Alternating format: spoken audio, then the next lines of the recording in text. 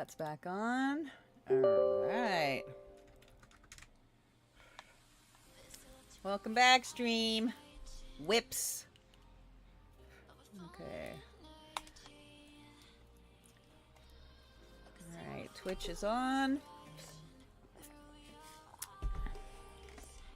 Turn TikTok back on.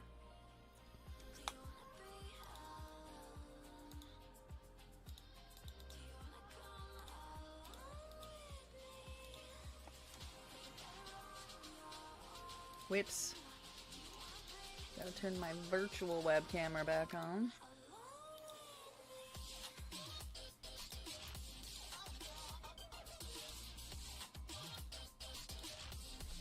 Jesus. Oops. Welcome back, TikTok. There we go. TikTok's back on. Twitch is back on. The laser is back running. Game is loading. Any problems? No problems yet. Hi, welcome back. This is Los Angeles, and you will constantly lose power when you don't want to. It's like when your sister used to use the phone when you were trying to use the internet. If you were not old enough to remember, ha ha ha. Ha ha ha. Must have been nice. To not have a full-ass war with your siblings over the internet. And the telephone. Because you can't have both. It's one or the other.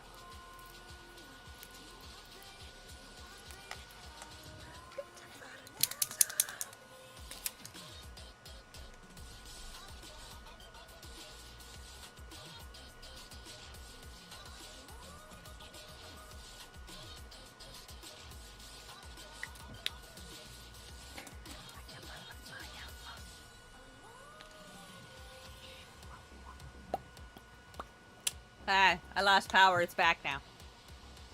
Yippee! Yeah, bye. Well, well. Hopefully my volumes are good. Because they were before my rolling blacked out.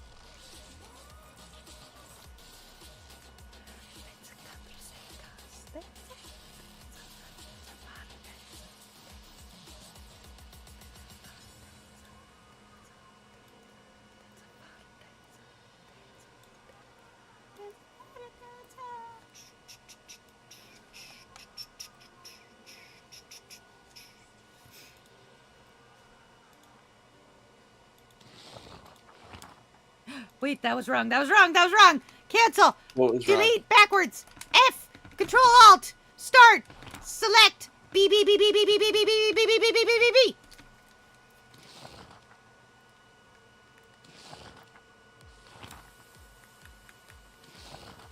I forgot to turn it on the internets. There now it is. Okay. What is...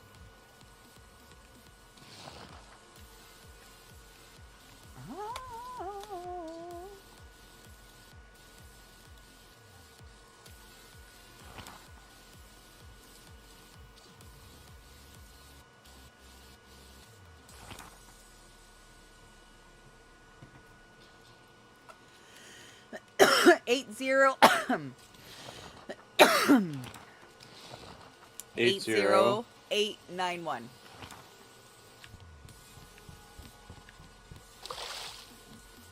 We should probably do the things. Opens the restaurant. Savage love. Did somebody break your heart?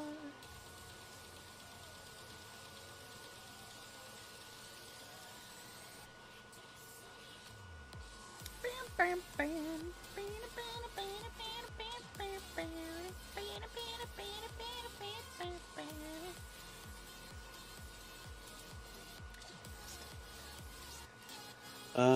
Let me know when we're reopened. It is open. It's not for me. The restaurant or the world? The restaurant. Oh yeah, I didn't open it yet. Now it's open. But I was Okay. trying to plant seeds when I died!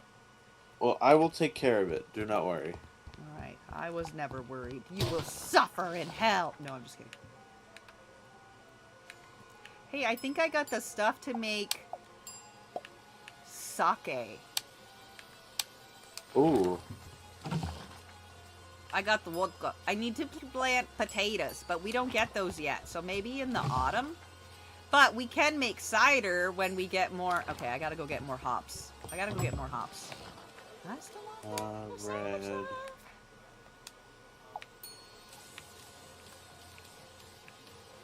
Red. Doot, doot, doot.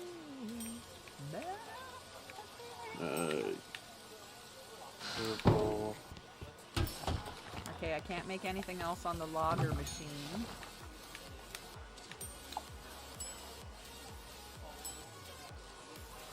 Oh, shit. These go all in here because they can be made into booze. Not that. That.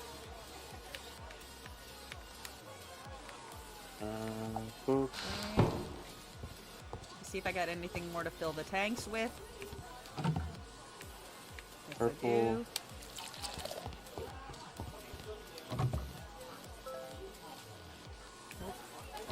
Purple, orange, purple.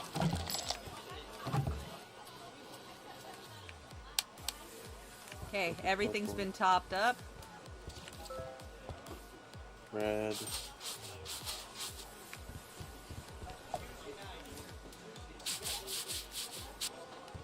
You have to take them to the table.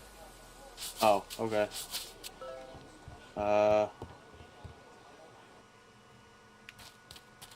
Doot. Doot. Doot.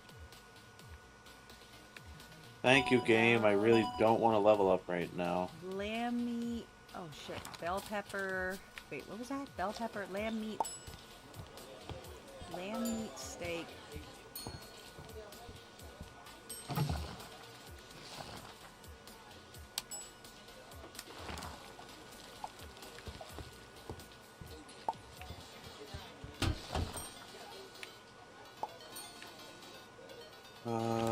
Orange. Purple.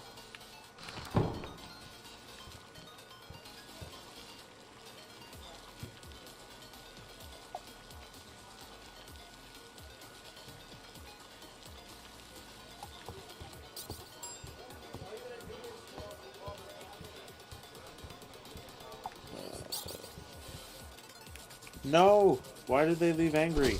He's picking a fight. You hit him with your broom and make him leave. He's causing a problem. You're bouncing him out. You whack him with your broom. Yellow.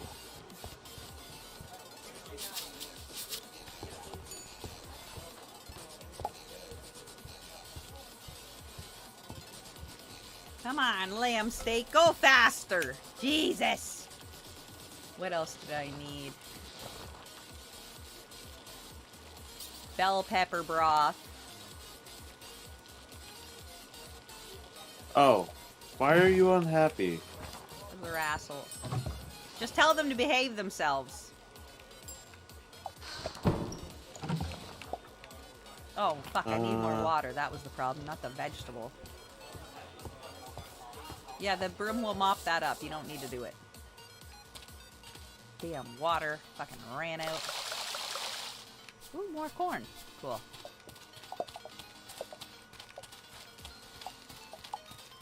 Harvest, harvest, harvest, harvest, harvest, harvest, harvest, harvest, harvest, harvest, harvest, harvest, harvest, harvest, harvest. Is that brown?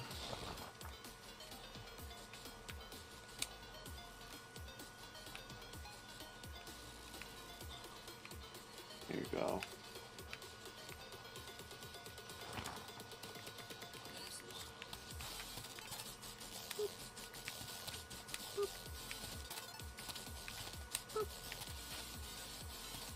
Harvest, harvest, harvest, harvest, harvest, harvest, harvest, harvest, harvest, harvest, harvest, harvest, harvest, harvest, harvest, harvest, harvest, harvest, harvest. Okay, lady, calm down.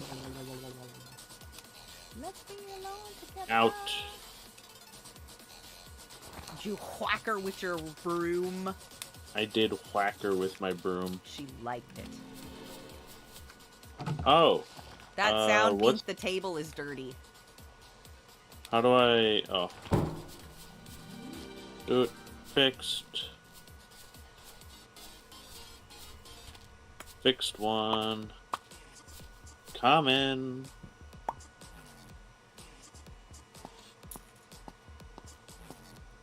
I need more hops and shit. Sugar. Oh, there's a lot of people. I'm coming. If you feel like it's too many, you can just close it for the day. No, I can I manage. need more sugar.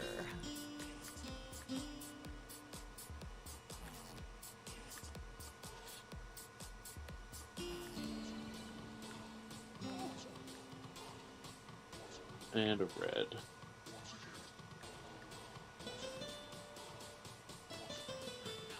Oh, there it is. Wine yeast.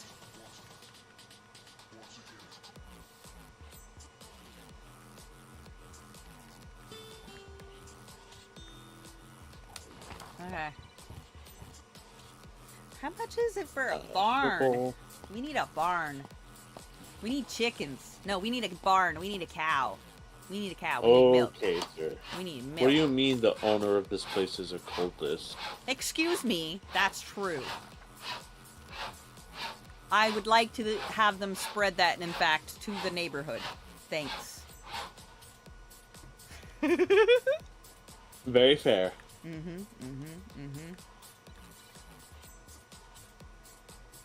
Orange. Fish. I already have the construction table and the Orange. sawmill. Ooh, do I want a mixing table? Not really.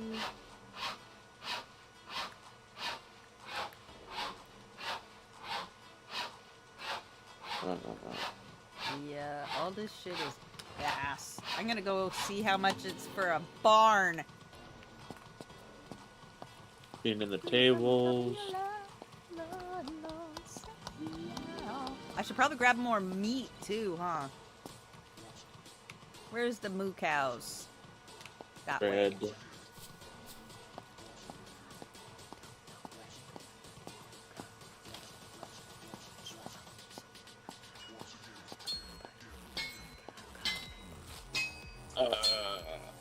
Shop.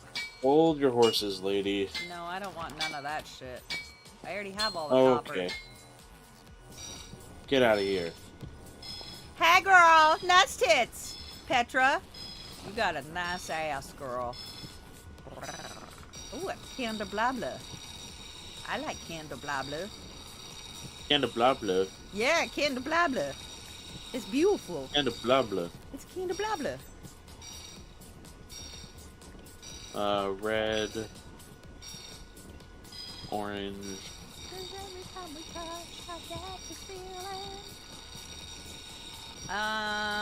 We have a smelter, don't we? And a blacksmith table. I like the candelabra. We'll get one. Red. New recipe, candelabra. Good job. Candelabra. Candelabra. Oh, wait. That's not a barn, though. Where the fuck the barn guy at? That's not him. That's not him. barn. That's not him. Okay, he must be out the out. He must be out the out. The barn with the moo cow. Oh yeah, he's out the bottom. Okay, I know where he is. He's out the bottom in the south. Are you done being a restaurant? You want me to close it? Up to you. Well, I'm going I'm to get a managing barn. fine. Well, if you're running, then I'm fine, because I'm going to go get a barn. I just don't know when we're gonna run out of stuff is Never. the issue. Never. When something empties, I will come and refill it, but right now you got a lot of shit before you need to worry about that. I need more purple though. Oh, no you don't. I'm going to put something else cool in there. Just let them buy the other then. shit. Fuck them guys. They don't get a choice. Okay, where's... I'm at the barn! I'm at the farm. I'm at the farm! Hey. Yes!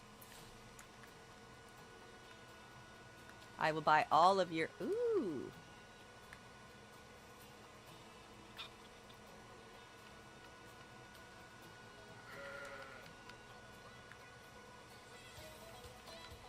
Purple, brown.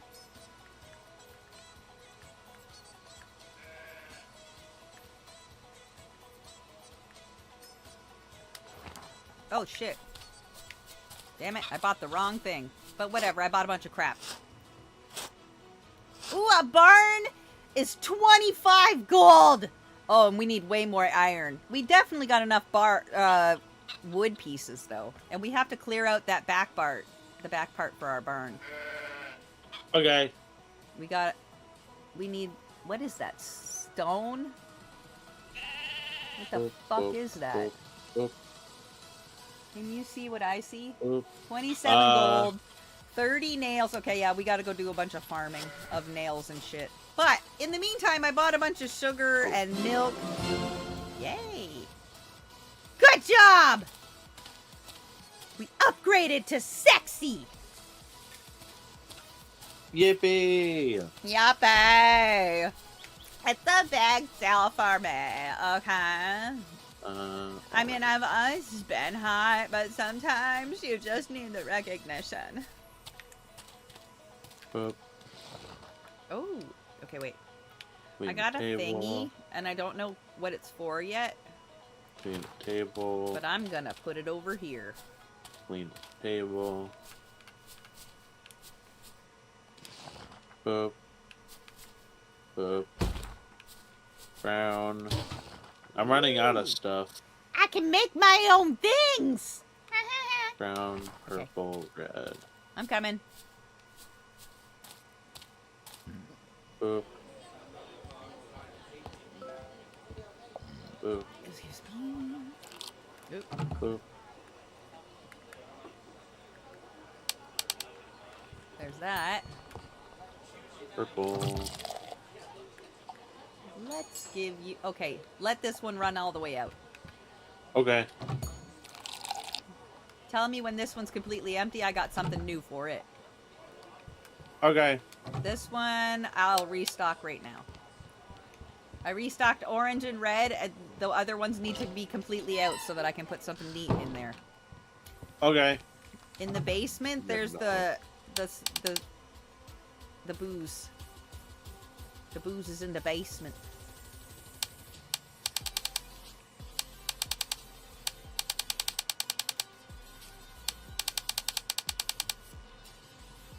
We are Okay. getting a lot of money. Yeah, sir. Yeah, sir. Purple is out. Fantastic. I'm gonna come up there with some more. Oh, wait.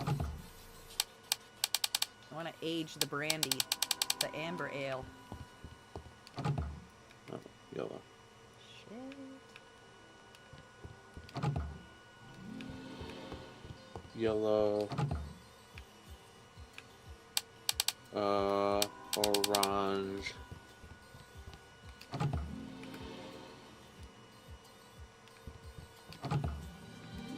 Yes, I know, I'm cleaning the tables. It's fine. Last call, bitches.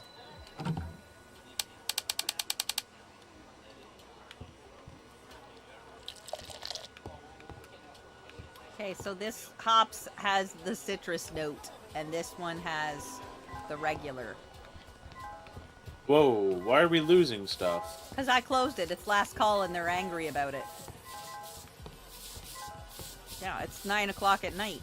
They can fuck off. Oh, also, there's no candles out. Whoops. It's dark in here. I gotta go make candelabras, but we need to go mining. So we're gonna not open at all tomorrow. Because we need to go mining. Okay. Where should I put this? The thing in my hand. Hold your B button. Or whatever your button is. I don't know what it is. Uh-oh. Hold my B button, then what? On your controller, if you were using it, you would just hold your B button and it will disappear. I don't know what it is for you, though. Got it. Go to your room. Go into my room. Go. I got the stuff to make butter and cheese! Dude. I'm gonna make sheep milk curd. I will push it to the limit. Ooh, honey flan. I'm gonna make milk honey flan. I can make pickles. Yes! Brandy! You're a fine girl! Alright, more malt. Nice. Ooh, let's make some cedille.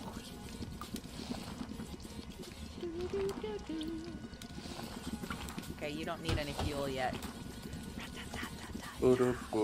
In bed.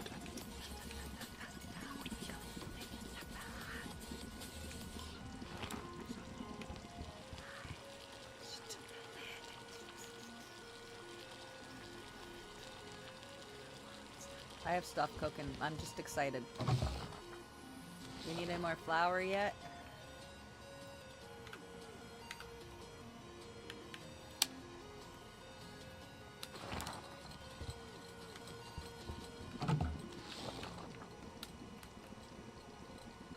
Oh, wait. You should be getting all of this fucking cheese and dairy shit.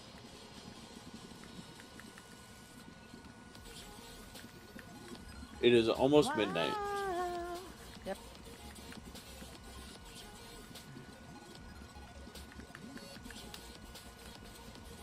I need to adjust things and do things and cook things, and I want to go to bed, but I can't.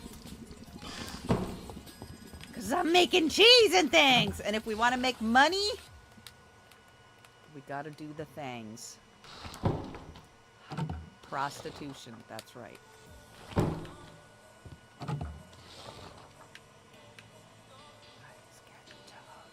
We'll push it to the limit. Okay, corn goes in with the booze.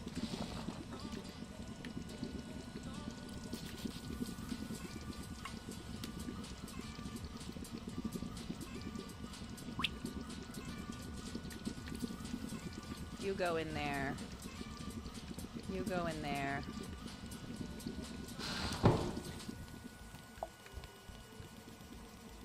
Yo. Oh, no. Fucking shit! Okay. Collected, collected, collected. Pickle. More olives.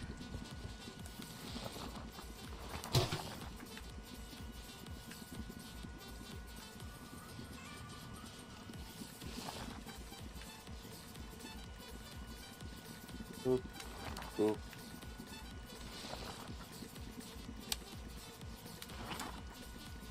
Okay. That's done. Okay, corn on the stick is done. Oh, okay. More malt is done. Wine. Gonna make another cider. Amber ale or porter? Ale. Malt. Purple or green? Green, because it's my favorite color. Okay, we made green last round too, but we'll make it a round again. So, that's done. Cream. Curd. Butter. Corn on the cob done. No more pickles. We're out of sugar. Brandy is collected.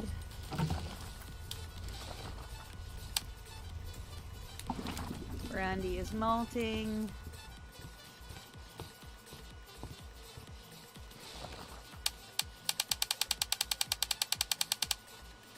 Oh, wait.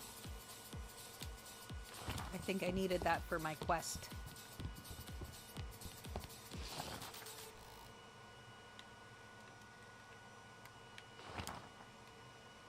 Don't reset, you Uh-oh. ass fuck.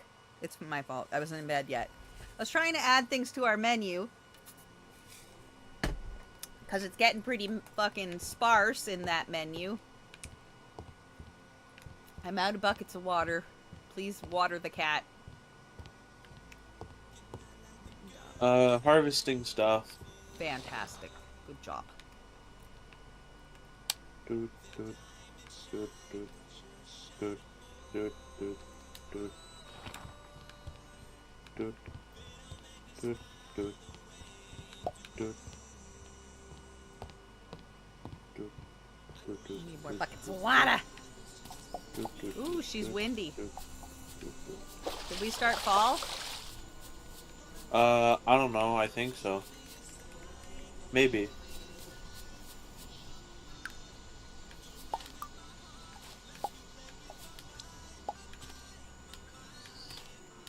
Okay.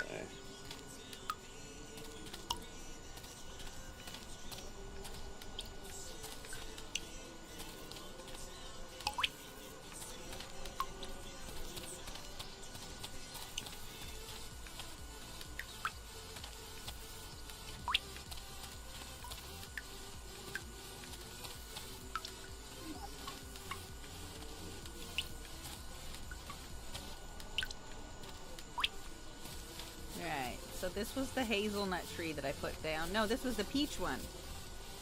Where'd the hazelnut one go? Oh, for fuck's sakes. Doot, doot, doot, doot, doot, doot, doot, doot.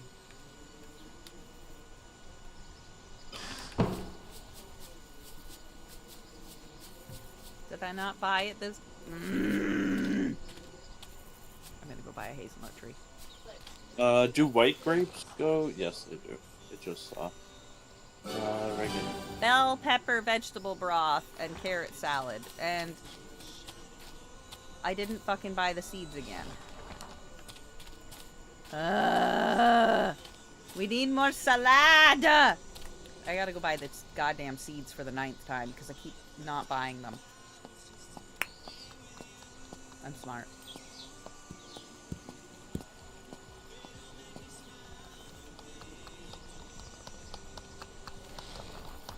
Hazelnut fucking sprout. Where do sunflower seeds go? Wherever. Put them in with the blue one. It's got proteins. Okay. Let's see. We need lettuce. And honey goes in with the winemaking stuff. Yeah. I guess. I don't care. It should be in a bin somewhere. Oh, the cat is angry. Yeah, because I didn't water it.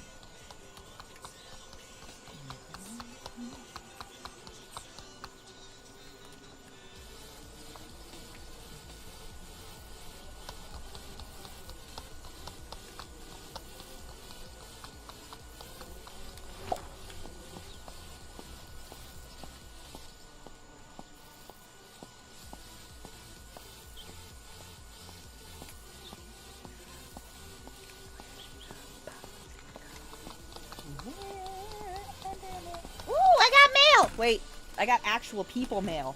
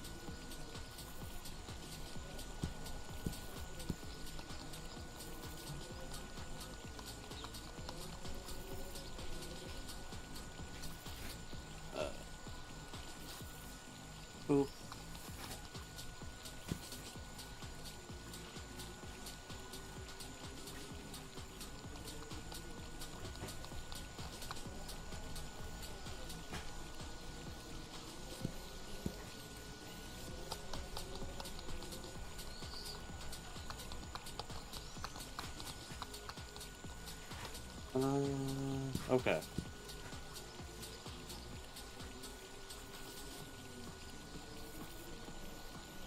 Oh, soybean.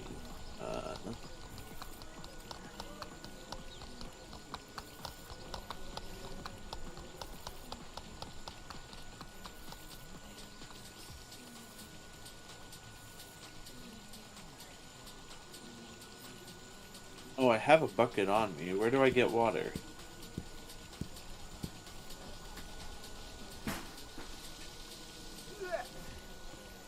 My vacuum came. My little tiny vacuum cleaner and cookies. It was very important. Cookies! I like cookies. Cookies. Where do the soybeans go? In with the protein.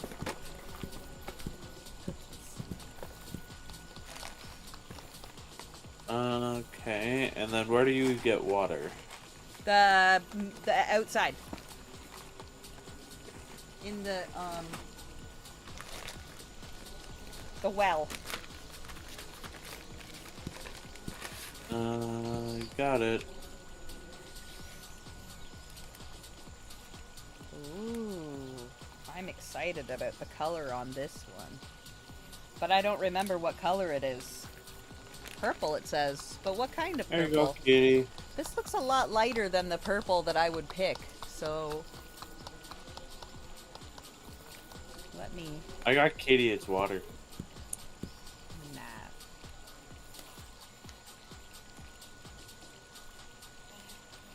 Is this the pearly one? No. Is this the pearly one? Oi, tree, go away. No, it's just fucking straight up purple. I did not order this. This is ass.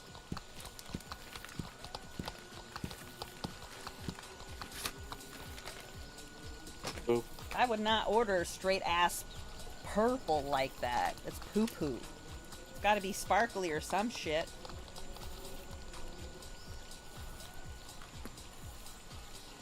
Oh, I guess I did.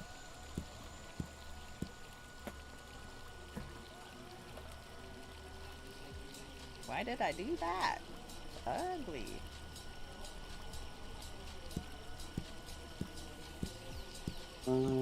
Whatever. I'll cut shit out of it.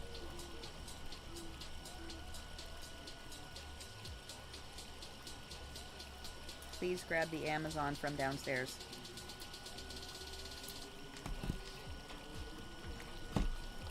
Alright. Alright, what are we doing now? I don't know, I forgot. But I think I was... Seeds. I'm coming with seeds in a tree. And I needed more sugar. But I don't know if she's open. Oh, weren't we gonna go mine today? Oh yeah, we gotta go north.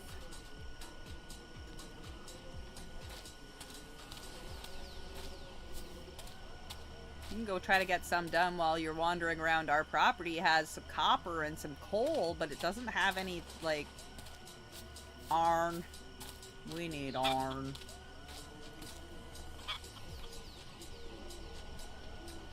Damn it. It's too late to shop from the farm. Oh,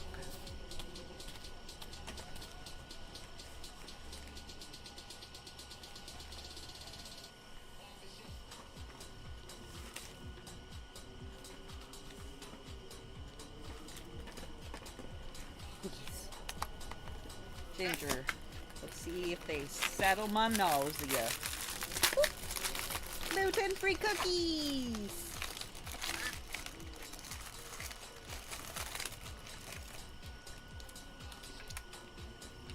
Ooh. Oh, are they? Yeah. They're nice and lemony. I would like it better if they had, like, chunks of crystallized ginger in them. But...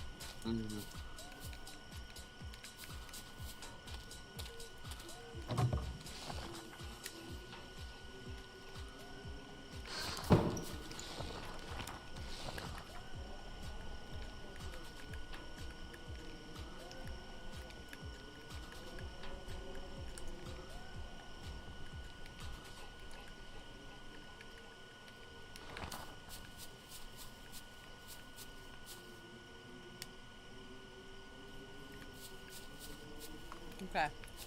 I planted it again.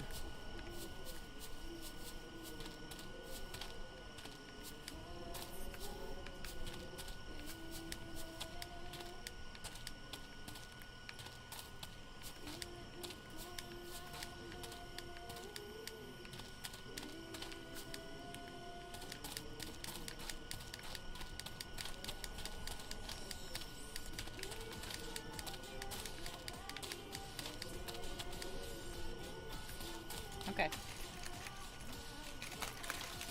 Everything's planted out here. Okay. Oh. I just collected a butt ton of weed. Oh, there is some crystallized ginger in there. Ooh. Okay, it's better. We still can't use the fucking thing to get rid of it. The, cell bin. Yeah. Okay.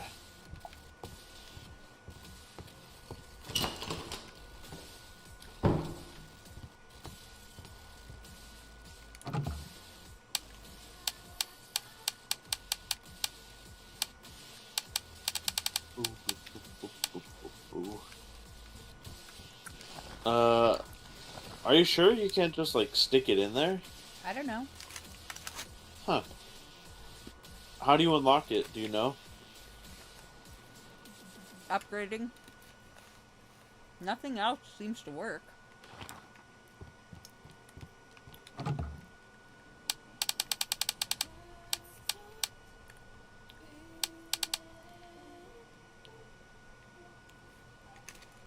Okay.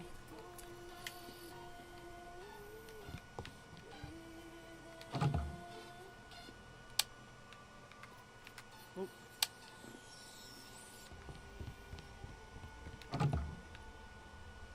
Hmm.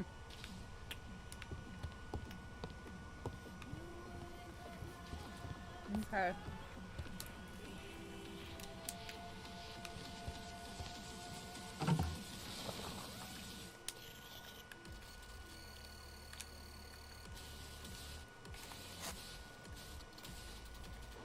Hmm.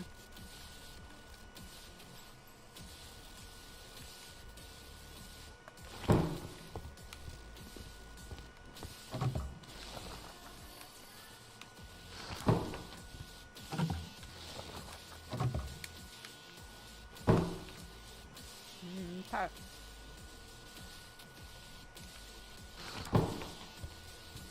Running to bed. Stop. Our fucking... Our book is barren.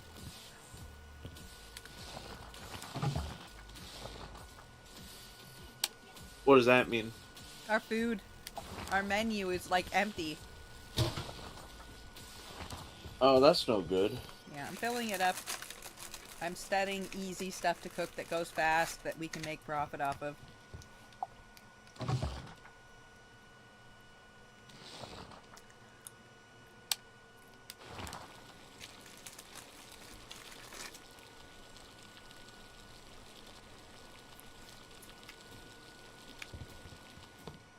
Okay.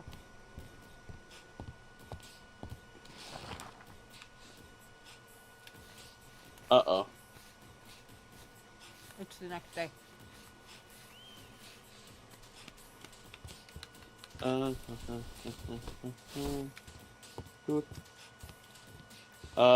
Going mining today, right? Yep, head north. North. Fern Gully, everything.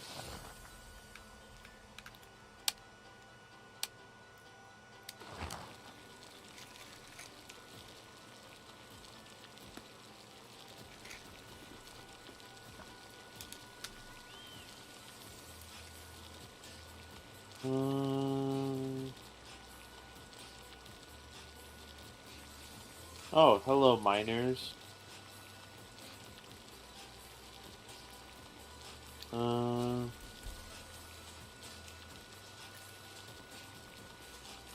What do you use to kill turkeys?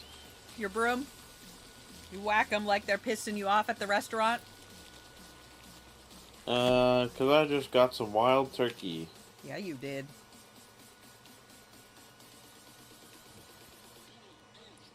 Oh, a miner's stuck in some ice. Yeah, I don't know how to get rid of him yet. I mean save. Save. I mean save.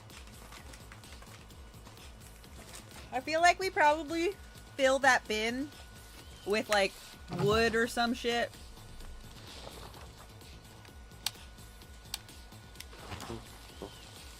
Oh, oh.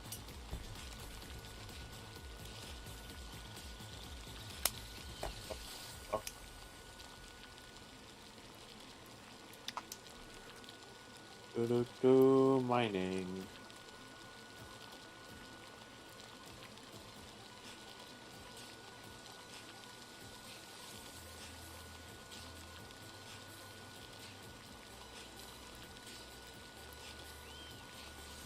Why do we need so much ore? Because. Because? Yep.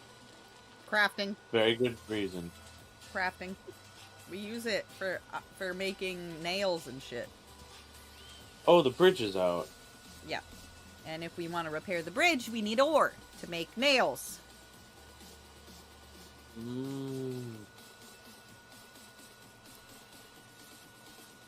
What sort of ore? Iron. Well, I'm gathering a lot of that now. Good.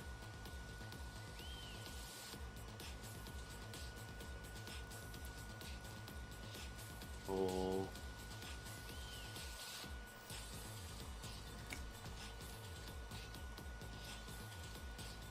Red squirrel! The red squirrel, get it? Red squirrel? Okay. Cute. I made a silver one too. I'm excited about it.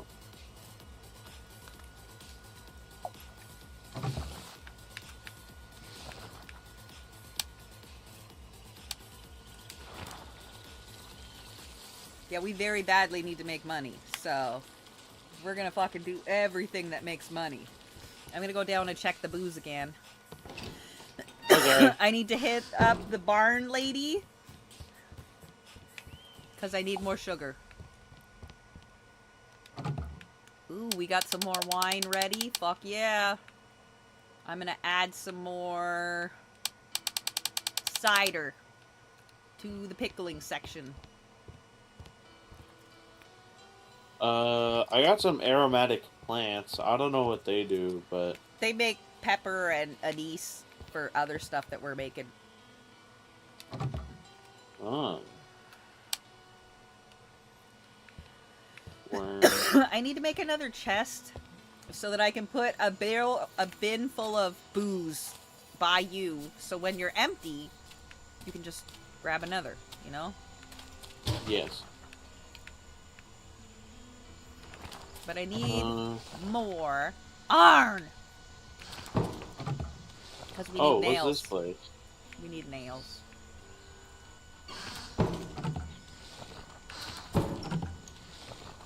Did you steal my buckets? What? Did you collect my buckets from over here? I only grabbed one. Yeah, butthole. Oh, I'm sorry. I didn't realize. I'm gonna make more I'm gonna make more. I like buckets. What's the shiny portal thing? I don't know. Go in it. Oh no, it's fine. I already went in there. You had to light What is the you have to light the guy's portal, but I already did. What does it do? It unlocked stuff. I can't remember. But you went in and you like unlocked crap. Huh. Fuck, I need more iron bars. Well, I have some iron. I don't have a lot, though. Yeah, I need the iron ore to make the iron bars. Shit tons of copper bars in here, but we're making iron fucking nails. Okay, production going on that.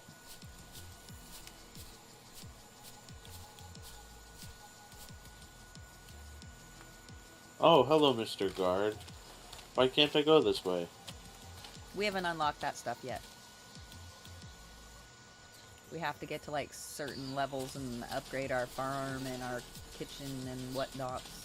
Oh, I got some mangoes. Mangoes? Good.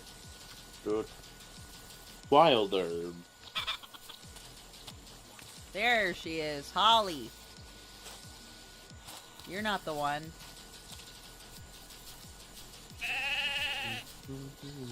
Violet? No. I did all the collecting I could. Goodness, that's lovely. So we're out of stuff to mine. Nah, we're not. Go south. Okay, Find things to destroy. Roger. Or Let harvest. me. Or, oh, limes! Blackberries. Limon. Let Oh, me those just are deposit probably the stuff I mangoes. grabbed first. Yep. If you go in there and push, I don't know, because you're not using controller, but it'll auto dump it into the bin.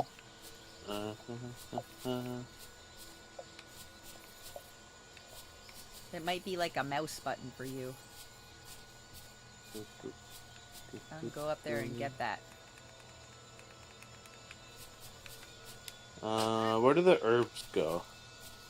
In with the vegetables.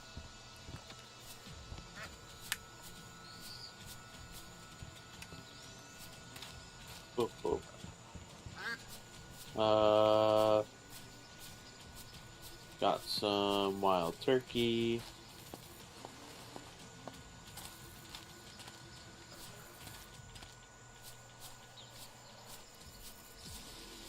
Fill the bucket of the kitty.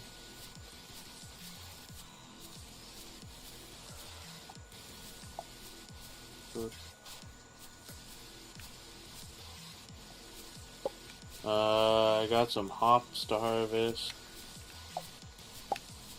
Yep. Hops go in with the booze making stuff. Yep. Oh, it's Bob. He's always hard.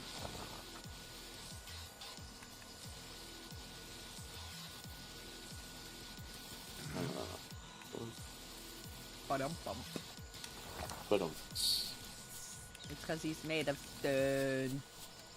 It's funny. Okay, so it was this way? Was it? No. chili. Grape. It was.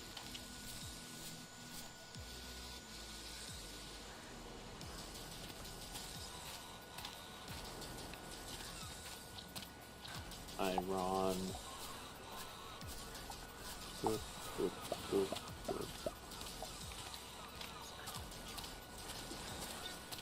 Oh, see, down at the beach, there's a rock right there. I hope we learn explosives soon. I'm gonna blow that bitch up.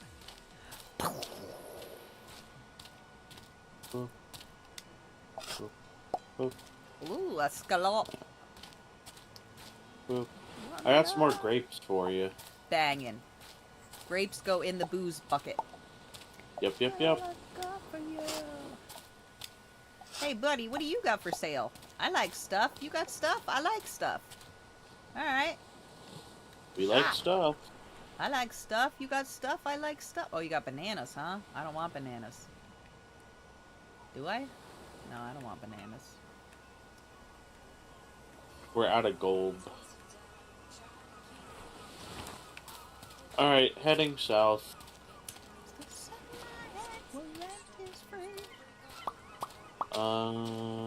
Iron.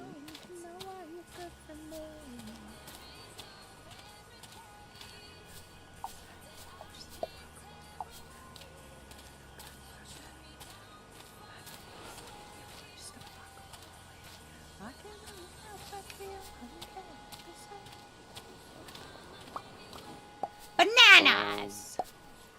Everybody thinks that you're just a fuckboy.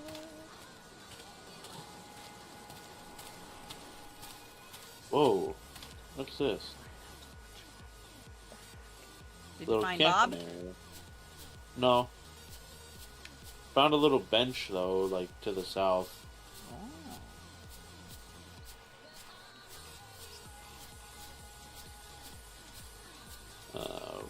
herb. Blackberries.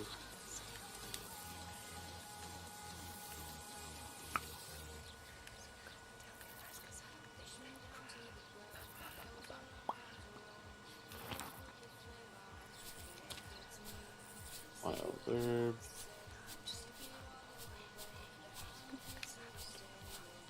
Hey, is that a berry bush?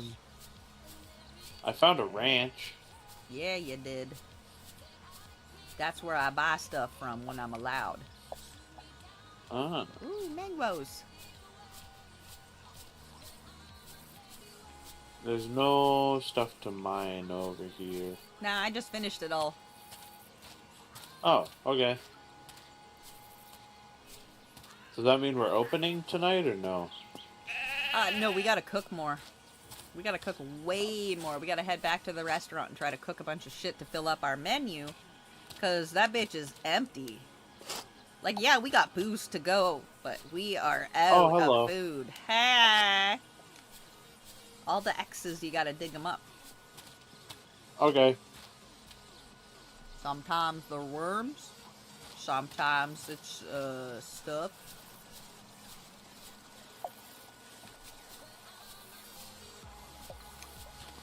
Underpants. Huh. Worms. Worms. Herbs. Berries.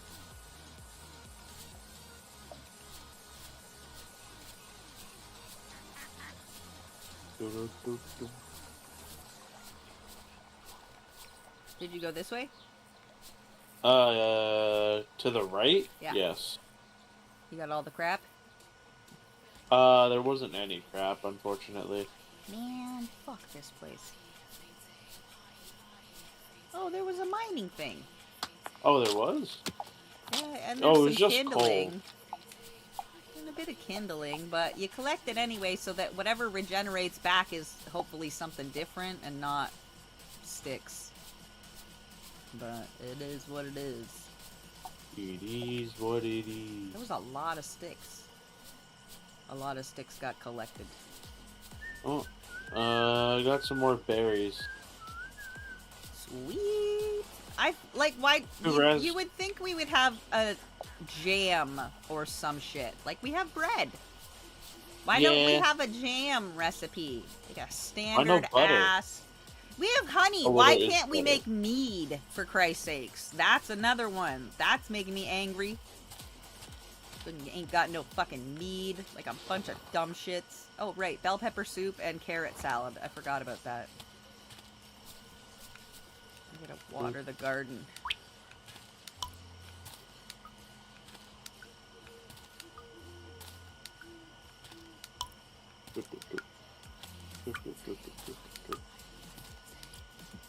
Where do we put seeds? In the bin right here. But you should immediately plant them. Well, there's nowhere...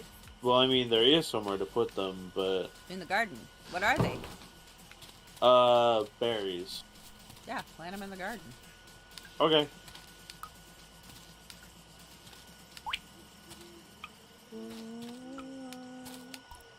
Good. Good. Okay. Good. Good. Okay. Bell pepper vegetable soup was one of them. I don't have lettuce, but I was supposed to make carrot salad. Let me see. Bell pepper vegetable broth. That's not it. That's not it. This one is? Yeah, bell pepper vegetable broth. These have to be cashed in at the front door. Bell pepper vegetable broth. I don't have the salad one, though. Okay, I just dumped a whole lot of things into the bin. Okay. Yeah, we can definitely open up tomorrow.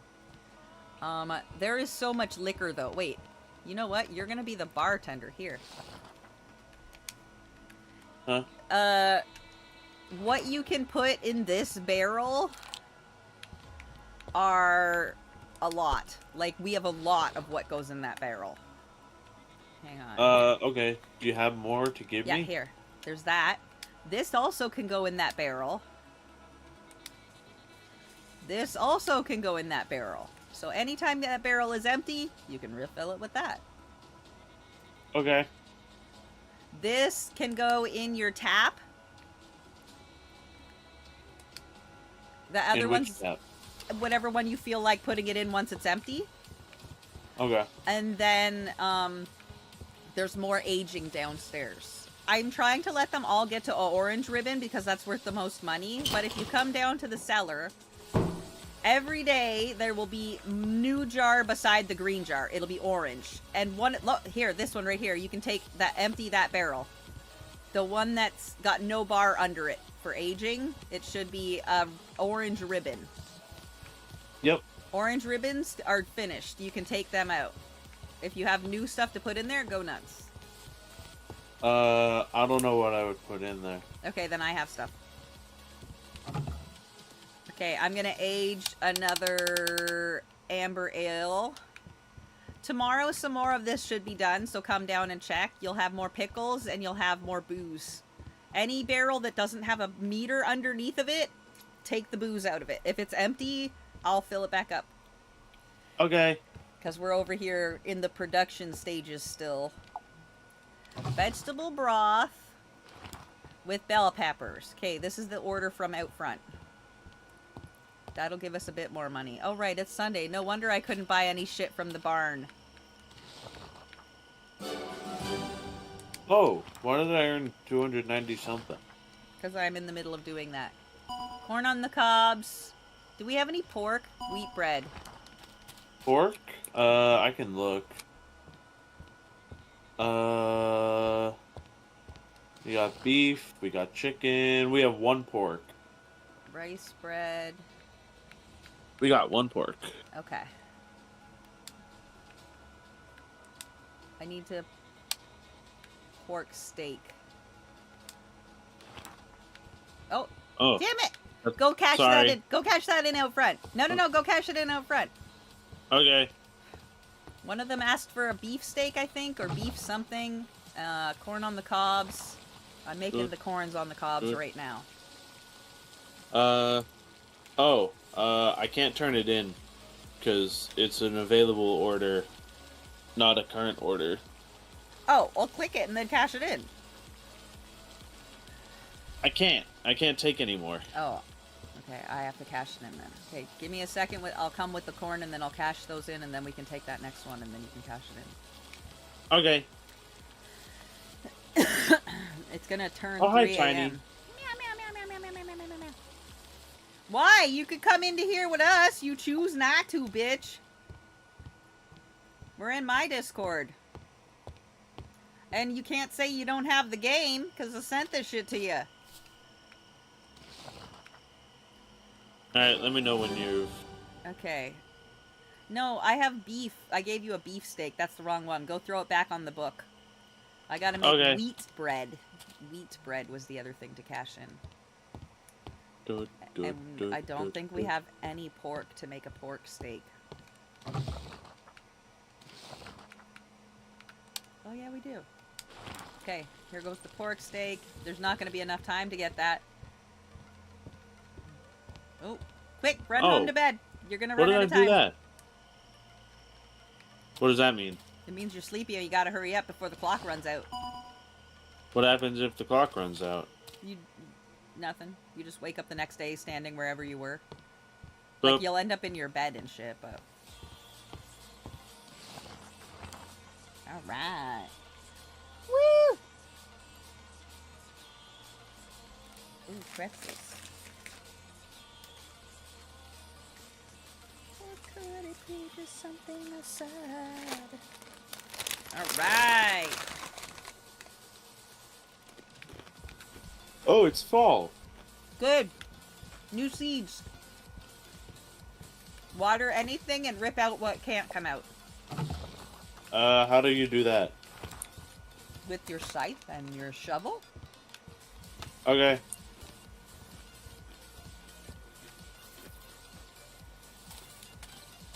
Everything is already watered. No, it's not. Everything looks so dead. Rice porridge, wheat bread. It might be dead. It might be dead. Then it's got to be cut down. Wheat bread, rice porridge. Wheat bread, rice porridge.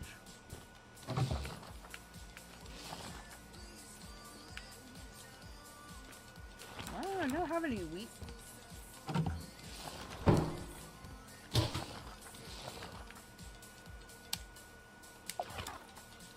Let me make wheat starter.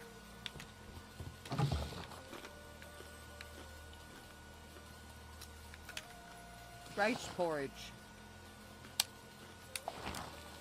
Okay, bunch of the stuff has been removed. No wait, now we gotta go buy a bunch of shit. Oh, let's open! We didn't buy it! Oh, I needed to put stuff away. That's fine, we got time. Where does rice go? Oh, in the liquor bin.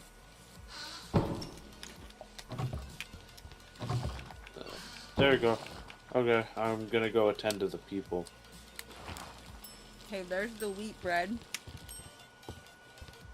No, cool. I got the people. You go down and check the basement.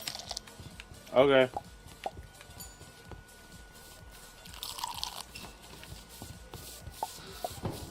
Nothing. No Oh, pickles? we got some pickles. Well. Okay. So, red ribbon pickles? Yep. Do I bring them upstairs and put them in the book? Yep.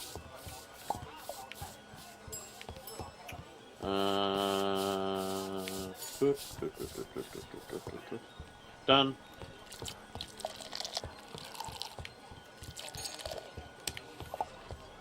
Boop, boop.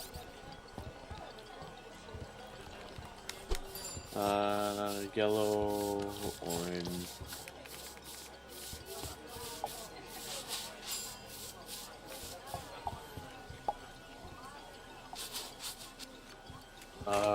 Red.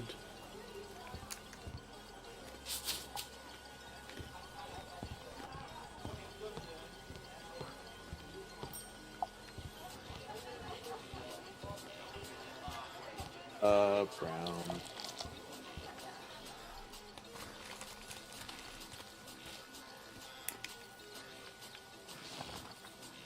Brown. Boop.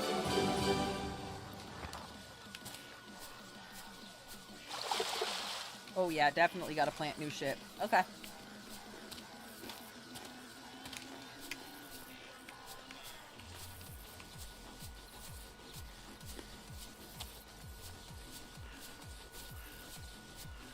I wonder what's new for foraging too. Ooh, true. Off to get seeds. Come on, sugarcane. Purple. No, not olive sprout. Fuck that. Ooh, black tea. Bitter hops. Orange. Red.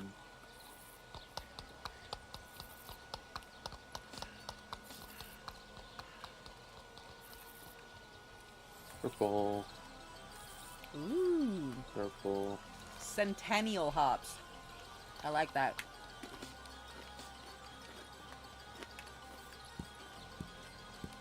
Orange.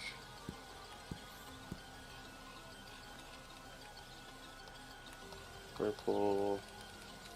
Pineapples. Purple.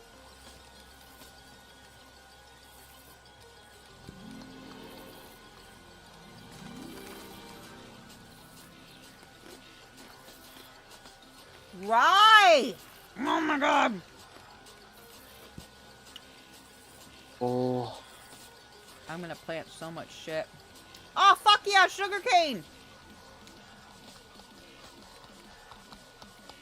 Oop. Chickpeas. Peanuts.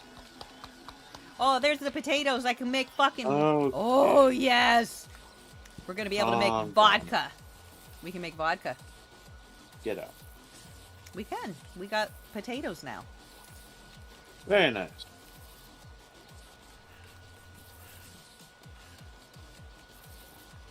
Fucking sugar cane. Oran. Boop. Boop.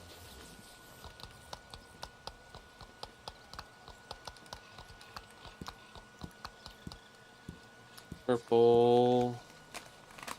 Boop, boop, boop, boop, boop.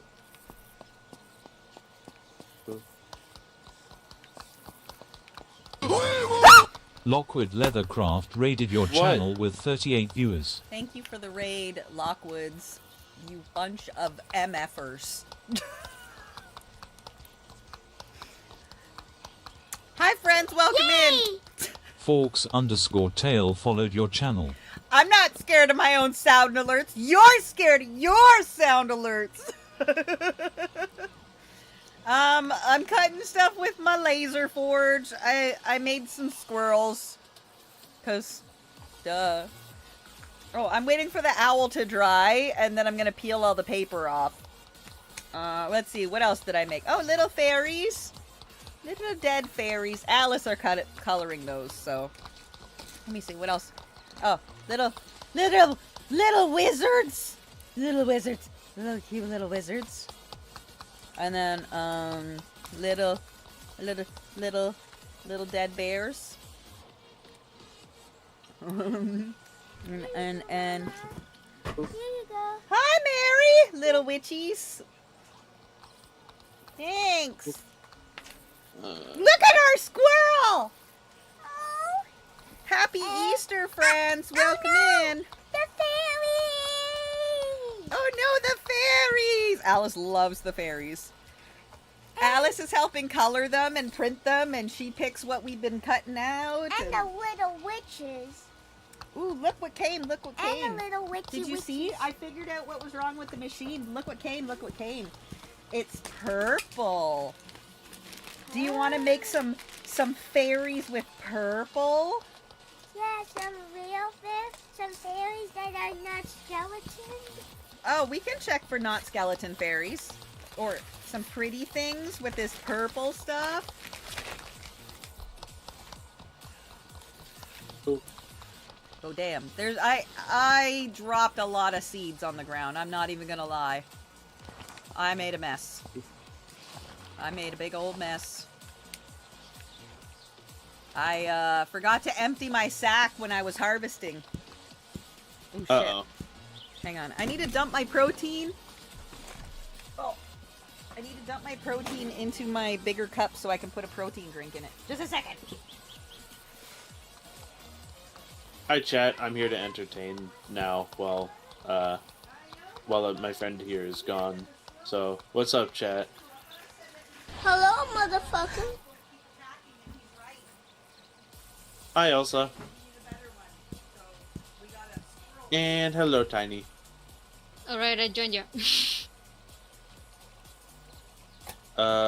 Jaded is currently away. Hi, Silver. Ow. Yeah, I just did that. But I am helping out. Hi, Alan. Hi.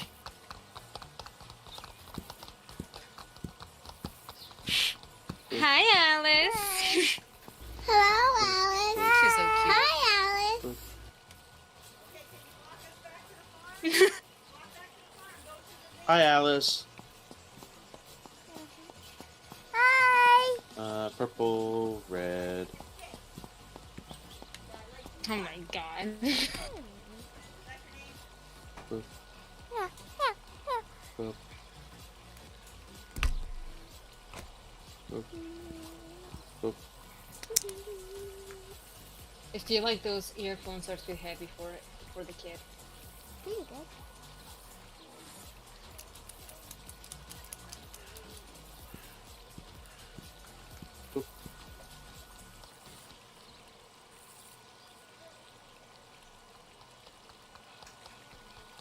Yellow. Are you driving? What are you doing? I'm coloring some more berries. You're coloring your thing. Yeah, I'm coloring more white there. Don't color my thing. I'll fight you. Red. Did you finish your homework? Get out. Oh, thank you. Good job. Go finish your homework so you can do more coloring with Mama. Hi, Barsa Barf.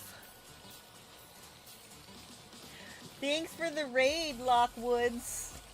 Enjoy your evening and your butt stuff, because that's what everybody does once they're done streaming. Butt stuff. If they say they don't, they're liars. Okay. Alice did the exact opposite of what I wanted her to do, of course. Brown. But she's just started coloring again? Yeah, I'm like, go down south with your person, no. and she's like, doopy doopy doo. She pushed the down button and opened the restaurant instead, and we were not ready for that. We started a new season. We needed to go forage everything. We needed to go forage. But that's fine. Anyway, when you're ready, you can use the code and log in to where we is. And I think we're gonna need to expand the garden. Okay, I got rye coming in. I have brandy, but I can't put brandy in the taps for some reason. Because it goes in the barrel. I told you. The keg in the wall. Right. It's infuriating. It's infuriating because you have so fucking much of it, right? I do. Okay, hang on. I'm bringing more booze inside and shit like that. I gotta empty my sack and go back and get all my seeds. Elsa is asking what the code is. 80891. Elsa already knows how to play this game because I forced that bitch to play it immediately. I mean, I would play the game. I just don't have a working computer that can actually work it. It's super low tech, lo-fi. I made sure. No, but like it's I looked at the specs and it requires a minimum of 8 GB RAM. Damn it. Well, keep it in your pocket then. I mean, I'm gonna have it then for whenever I get an actual working computer and stuff like that. Because this is basically a notebook, so. Okay, there's all the veggies. I have 2 yellows in reserve. Noise. Because that's all I can do. A red.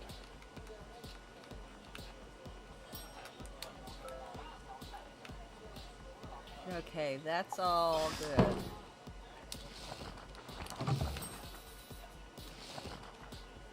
Oh, we need the candles. Yes. I don't have any, so you I got need it. to bring those. Yeah. I got you. Oh shit, I was taking the fucking mango outside with me. Derp.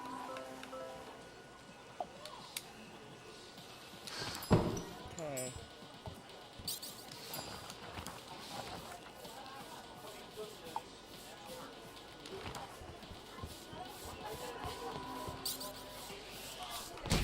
Out of here.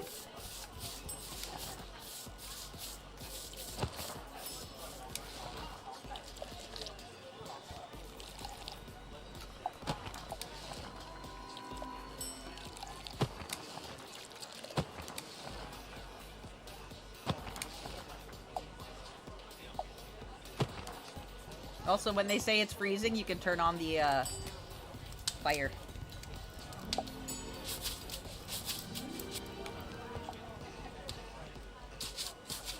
There you go. Elsabeth will help you while I go finish fucking planting shit. Okay. When you're ready to be... Oh, no. You know what? You're done. We need to plant the garden, and it probably needs to be expanded. So we just last called... I gotta go back and get all the seeds that I couldn't collect because my sack was full because I'm a dummy face! I just threw them on the ground like a fucking dumbass.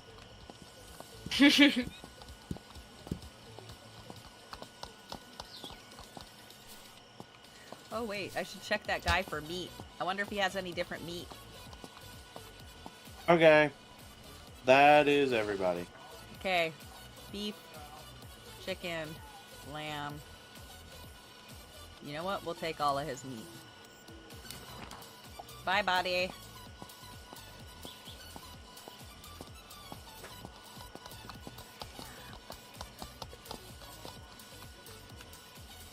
Alright. I got my seeds.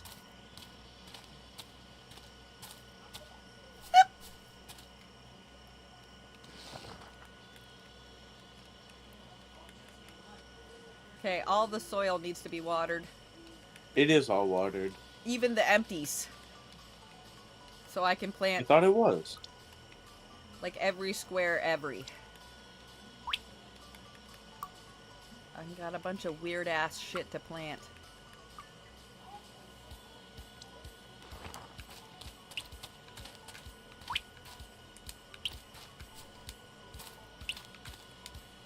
Elsa, can you expand this way? And this way?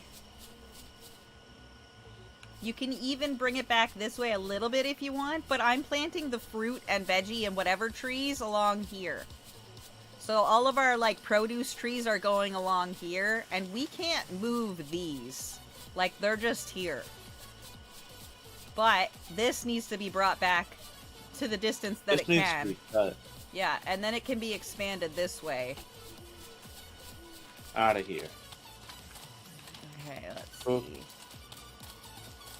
I'm gonna keep planting until we run out of life. And then tomorrow, we're gonna have to go foraging.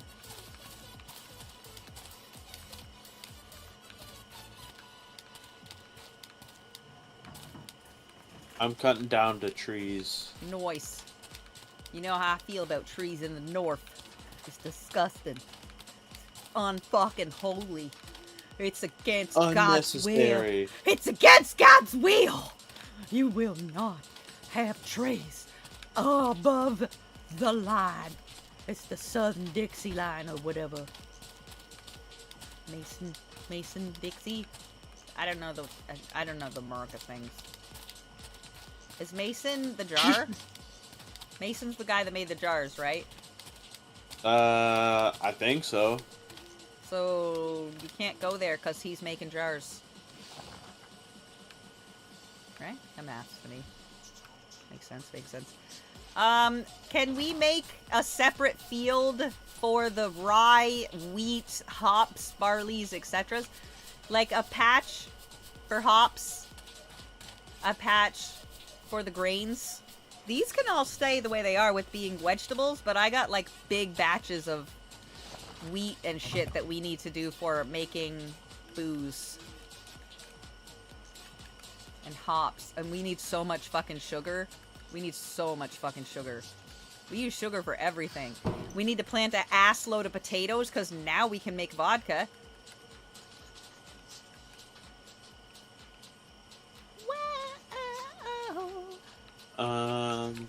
Okay.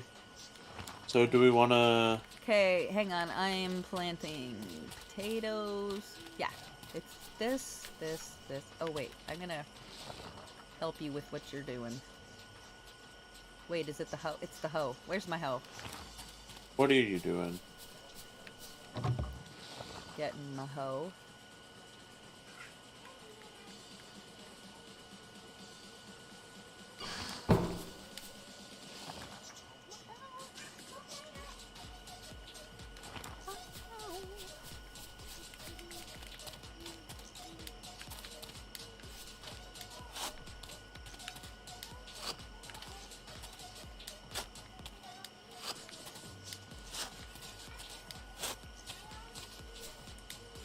You know what? Doing exactly what you got right here is perfect for where the grains need to be.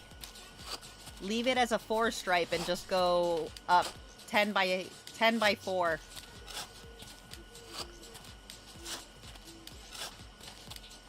mean, really, we could go 20 by 4 and I'd be fine with that too.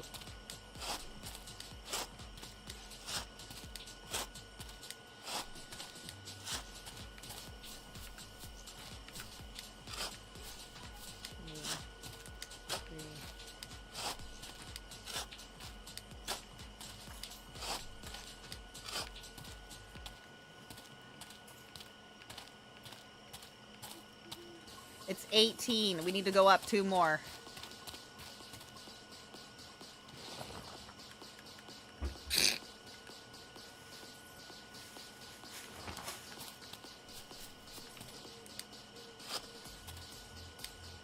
Oh, Ah, horse Fucking hell. meat. Shit!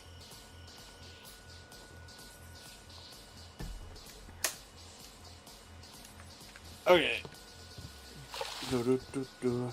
Yeah, we're not opening today. We got gardening to do.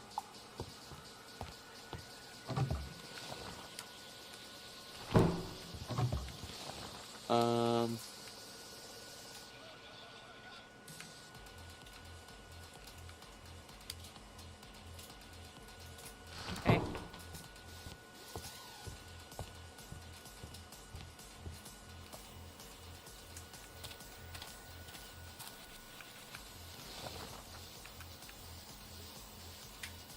Huh. Okay, farmland has been tilled.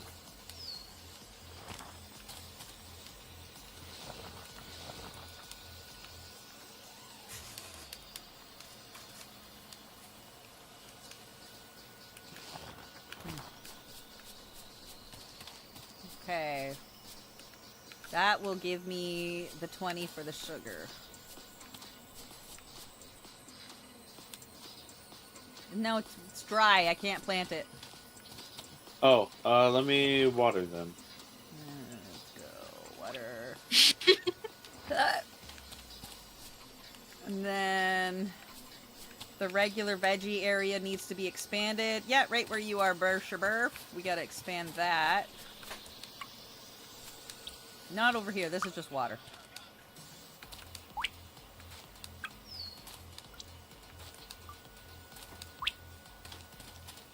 Yeah. Yeah, where you are. Connect this to this for our veggies. And then we'll go with this part being for hops and grains. This strip right here. 20 by 4. But we'll keep that for the veggies and shit. Connect it with this part.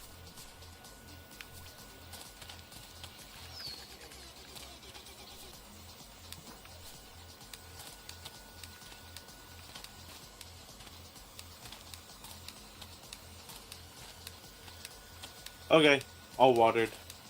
Banging. Follow behind Elsabeth and till it up. Okay, should I harvest first or no? Yeah, you can. Awesome. Thank you. Follow behind. So till all of this. Where I am, till all of it. Yeah.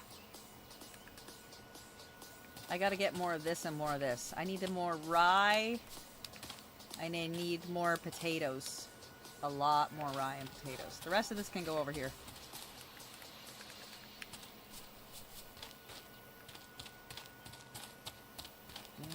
There's no more empty holes.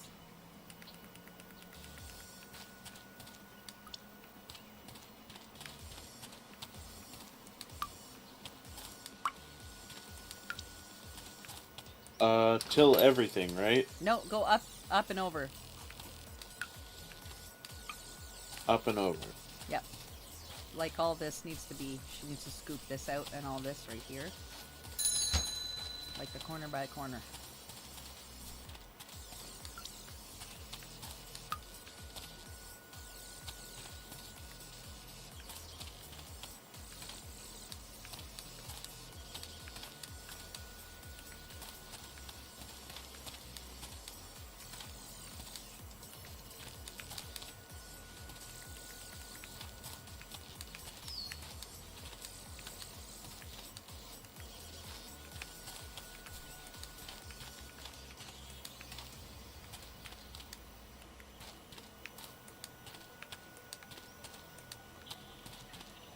Okay.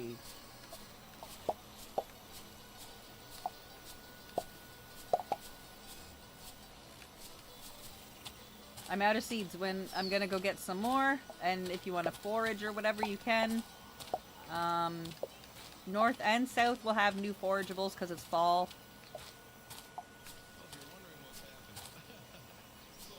Don't forget we need more ore.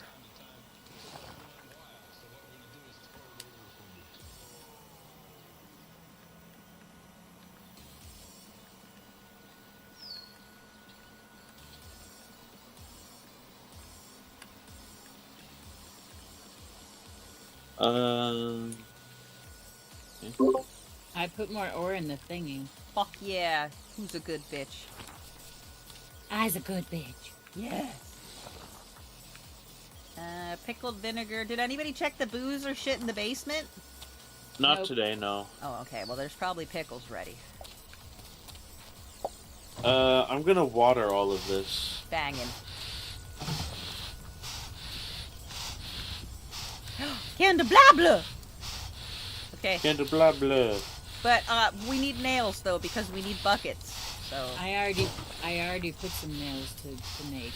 okay, because we need more You're hinges. up. We need hinges too because we need more Oh, look buckets. in the thingy. Again! There's so many things in the thingy. We have a lot of stuff. Oh, There's hey. a thing in the. so many things. Don't ask. Um, We speak in language. Here. There's a seed in there. Can you go put it in the garden? What? No. Bucket. No, Somebody, a very special somebody, says hi to you right now. Do you want to guess who that is? Seizaku? Yes. No. Says hi. Nope. I'm offended. I'm offended on her behalf. I am offended. I was visiting and they told me they wanted me to GTFO, so I did. Oh, I was meaning to tell you. That's the name of the game. Yeah, probably. Yeah, I told Yeah. her like straight Yeah, out that it was a yeah, game. probably. But she was just like, I decided to stay to remain offended, Yeah. and I was just like, okay, she's Yeah, joking. it's probably completely legitimately reasonable, and it absolutely was not what I am imagining. But I get to do what I want. It's my brain. If I said I'm offended, I will pretend to be offended. Thank you. Oh wait, what was I making? Buckets. What do I do now? Pretend. Ravage. I Ravage. like, I was just like, do you want me to tell her you said Ferngully. hi? And he said, yeah. And then I was just like, she's like, nah, I'm offended. Nope, we're offended. Immediately, blood feud. Blood feud to the max.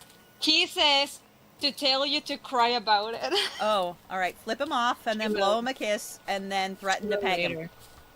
Later. Will do. Bang. Oh, it's just apples. Never mind. I got all excited. More iron going in the thing. You got all penisy. I so hard. But there's lots of morels, and that makes the soup worth a little bit more money than the white buttons. Alright, I'm going up north to harvest stuff. That's I'm where going I'm is. I'm south because I'm a basic bitch. Hell yeah. Hell yeah. I should probably do fishing Worms. because Elizabeth doesn't know how to do it. Fuck you. Am I wrong? You can fuck me if you want, girl, but I'm not wrong. You're not wrong. I'm But you not didn't wrong. show me how to do it either. I okay? didn't. Who showed me how to do it? Jesus. Jesus The showed internet. me. No, they didn't. This is not pornography. I didn't learn it from YouTube. Excuse me?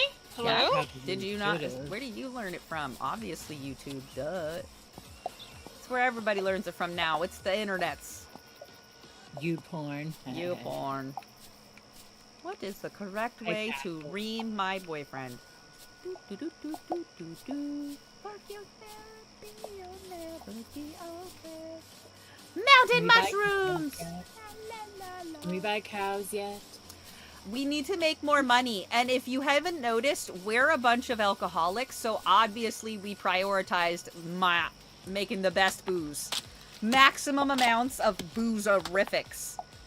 All the booze. All the booze. Did you see all the different fucking barrels of booze we've made down there? We've been kicking ass with booze production. If anybody was Be ever right back, I'm gonna get curious, some water. we have a vast variety of spectacular alcohols in our pub. Feel free to stop by anytime. We would be happy to service you. Wink, wink. Not free. Especially that guy. That's right. Ain't nothing free up in this world. You know it ain't free if you come in here. You pay for that bitch. Mm-hmm. Oh, shit. Only one who doesn't have to I pay don't is have any me, bait. because I'm special. What do you mean I don't have any bait? Oh, there's my bait. Oh, hey. We get more money from...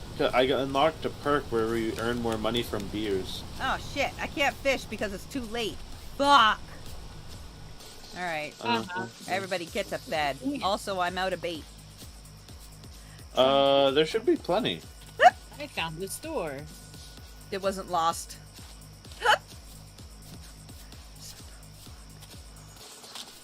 I'm gonna sleep in someone else's bed tonight. Owie. Oh, I'm taking my larber. I'm depositing the stuff I collected.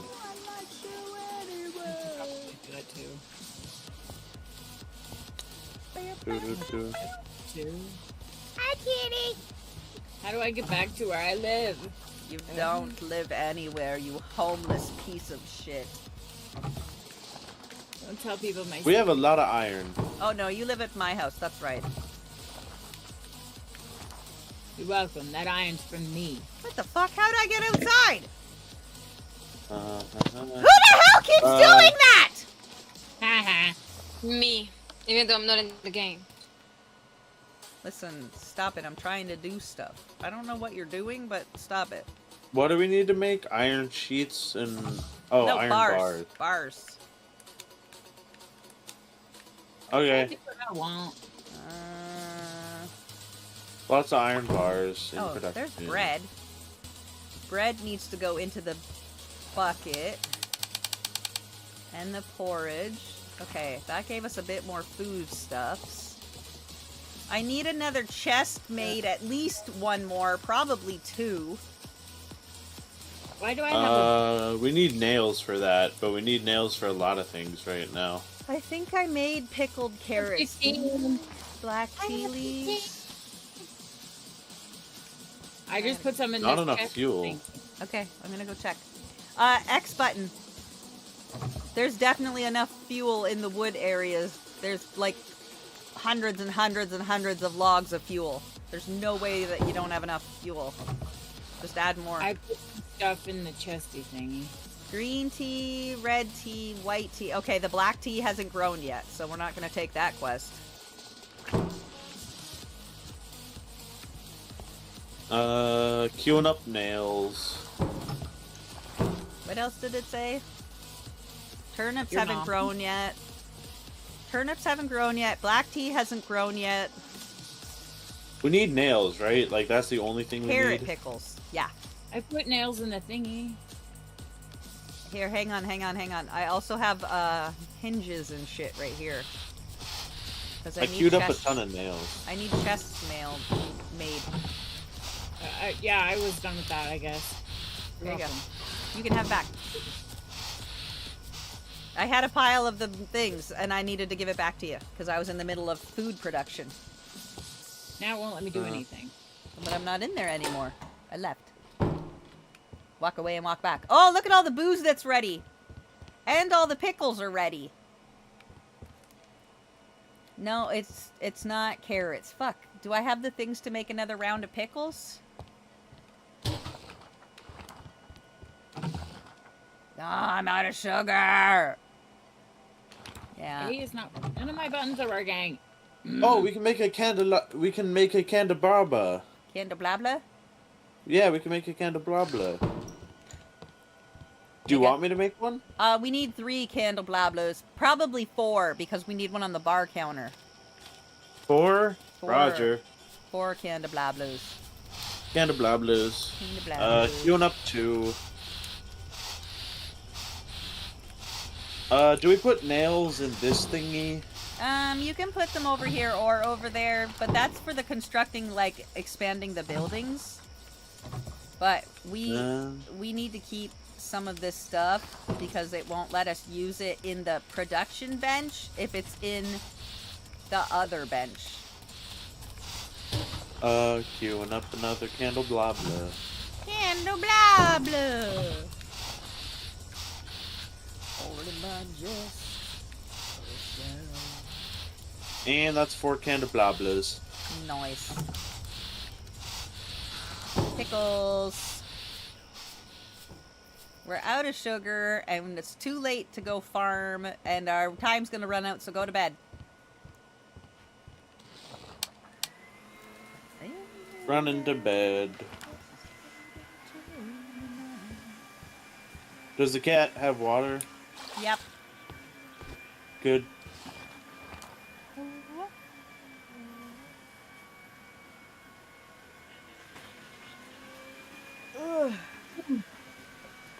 Lemon cookies! Protein cookies.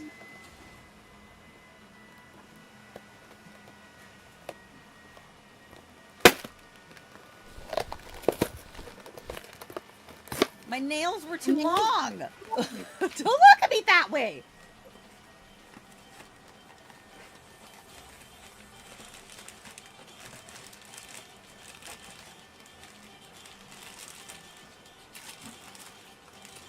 They go in my snack bag. Alright, I collected the candelabras. Candelabras! Where do you want me to put them? These are more cookies. On the tables. The How do I do theory that? is they have to be in your inventory of the 1 to 0. And then you walk up and you push whatever the, like, active button is for, you know, cut things, whack with a broom, etc., etc. Oh yeah, that'll be way better for cleaning in the... Wait, in on the thing. tables? Yeah. The candelabras don't fit on the tables. They must. Or they go on the floor, or the wall, or my... They go on the floor. But that's fine. Put them at, like, reasonable intervals. Is that the vacuum that you ordered? Are you peeping my cam, you perv mo? Yeah, it is. I am literally watching your stream. Yes, it is. My brand new boyfriend. I mean, butt stuff. Hello? I mean... That's my new vacuum. Sharing is caring, Jada. Sharing is caring. Do you need a vacuum to clean your computer machines? 'Cause Maybe. you can borrow it if you do. I need to plug it in to charge it first. Oh, it's a USB. Tell me how this looks. Ugly. Wait, what are we doing? We need more candles. Candelabras? Not candelabras, but we need more candles. What about hang on the walls? What about pyres or something so that it lights it up better? Or like a lamp or a lantern or some shit. Well, that'd be a recipe, which we don't have. Yeah, we do. Maybe. Jesus, my bones hurt for some reason. Maybe I am a lying sack of lying.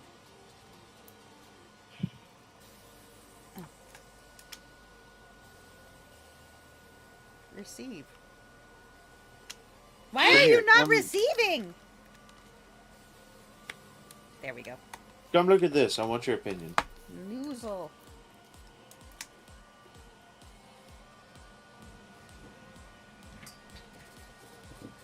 There we go. Who's that charging? Are you charging? How do I know?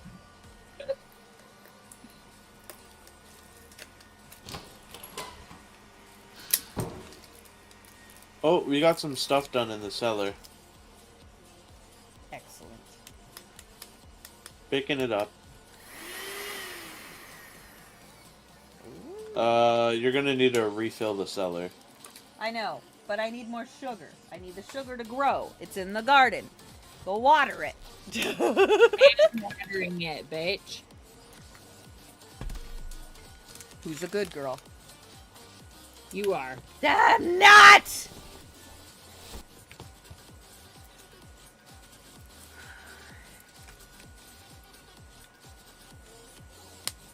I'm putting all the shit that I harvested in this stupid little chest.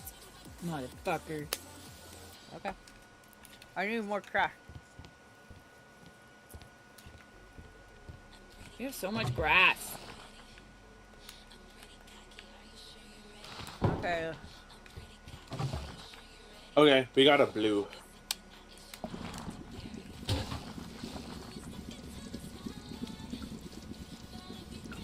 Okay, I'm gonna make some more malt out of different stuff.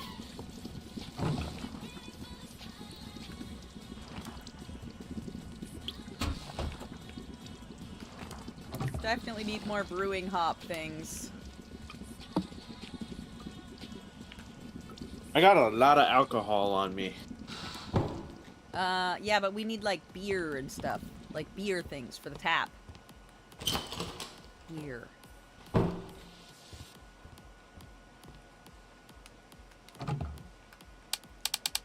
There's some more cider for the aging barrels. Gonna make some more cider too. We need more sugar so I can make more booze. We need more porter and we need more amber. Yes, we need more ales. We've got good shit growing right now. We're gonna be making vodka. Also, we need more kegs. We need more fucking kegs for the walls. So we can put more shit. I already watered all that shit. One of them was not, or I would not have whipped out my bucket. Look, another one right there again. You see that square? This one. I can't tell the difference on my screen. It's a dead plant. That's how you tell the difference. Because it's dead. It's, how do you know? Because it's dead. It's brown. It's All of brown these look and dead. dead. These all look dead. There's plants. There's trees in the this. So I'm if not you, doing that. if you feel like randomly planting them, okay, well then you can mow down the south if you're feeling frisky. I don't give a shit. Ow, itchy fingers. I hate itchy fingers. Okay, I'm gonna. Okay, it won't be ready for pillaging yet because we just pillaged. So if you want to open the restaurant, there you go. It's open. Ah, okay, that's my job. No, it's both of you. Burf, where'd you go, bitch? I am. How do we get more candles? You make them at the crafting table out of beeswax. Oh, well, we have some, but I can't do that right now because I gotta worry about serving these people. I've got to get hops and I'll be right back. We don't have any beeswax, bitches. I thought I we have it. did. I I have could have it. swore I put some I in. have Oh. That bitch is hoarding it. I always have it. Hoarder. Whore. Oop. There. And other words. Okay, get out of here, lady. Doot, doot, doot, doot.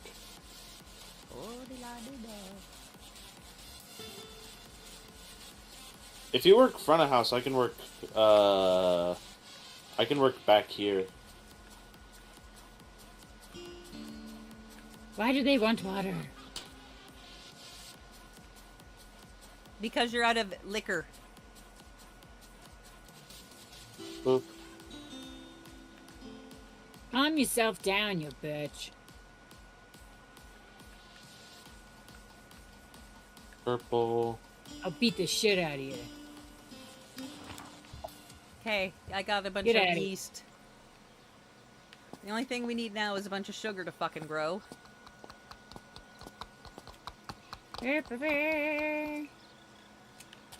I will do some fishing and bring back more meat.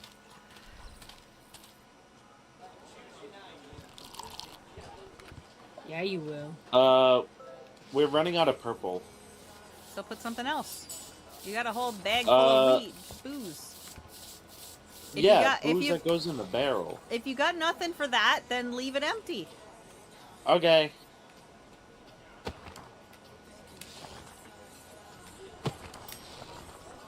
Candelabra. Candelabras! Oh yeah, Candelabra. that's very bright now. Look at all the candelabras and the brightness. You need one down here. Maybe. You already have it in your hand. What? You already have some in your hand. Give it to them. No, a candelabra. Oh. Don't talk about where I need candelabras, racist. Woohoo! Skill point. What's that? Oh, there's the wax. That's why the wax was put. Hi, Silver. The wax was put in the kitchen and not in the outside production. That's why. You did it. I did not. That was not me, Doctor. That was not me. I know where they go, and it ain't there. Alright, I put a new thing in the orange. Noise.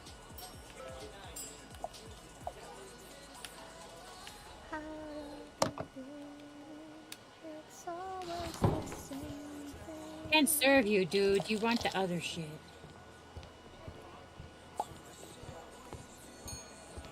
Okay. I had to go down and buy some sugar from the farm.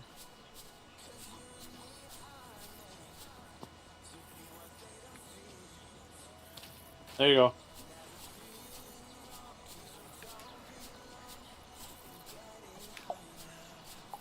I can't carry anymore.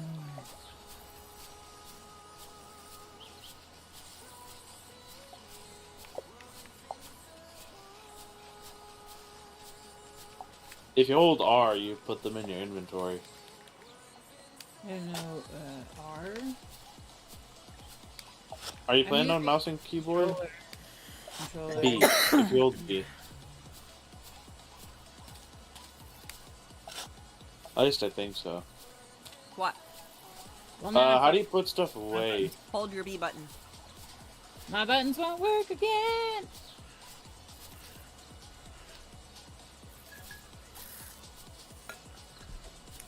Oh, dude, there's a whole bunch of shit there now. You remember that place that was just empty? No. When you come, no, not you. When you come south and then you go, east, where it was just a bench and a fire pit, Yeah. there's like a dude camping a whole camp there now. It's like a whole ass shit. Ooh. And there's a bunch of mushrooms and cool stuff. Well, New that color. person wants to. New kind of Yeah. mushrooms. Here you go. Serve you, you jerk face. Because you're getting the wrong beer. I don't know what I'm doing. You have the right beer to give this person there. Okay, calm down. Get out of here. I said get out! Get out! Get out! Get out! Get out! Get out! Get out! Get out! Get out! Thank you.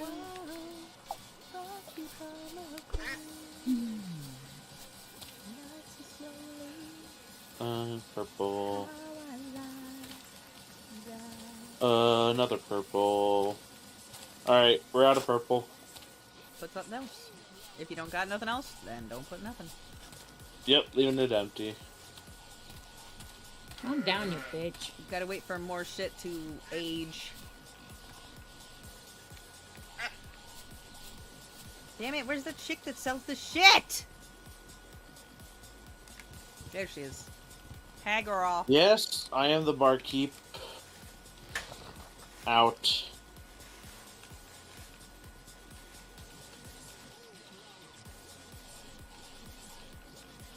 I like beating them incessantly. I've noticed.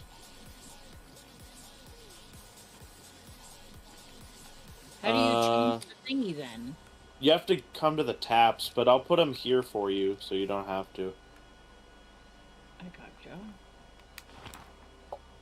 Noise. Alright. I'll put them on that thing, so you don't have to come I got back the here. diary. Boop.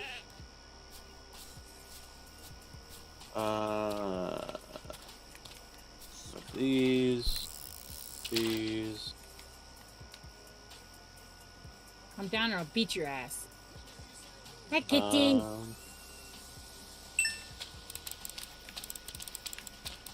Need a red one? Coming. So to fish, you hold down your X button and you use your joystick to keep the little window over top of the fish, and the fish moves back and forth left and right. So you use your left one to move left and right and keep it green.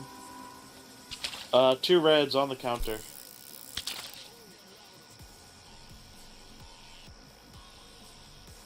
Coming for yellow.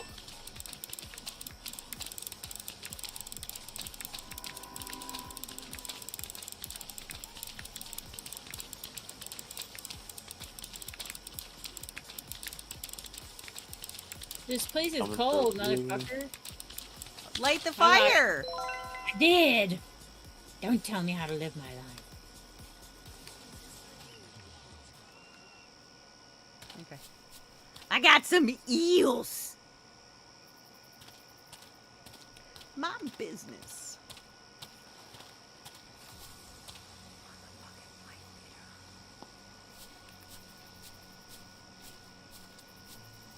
I need a blue.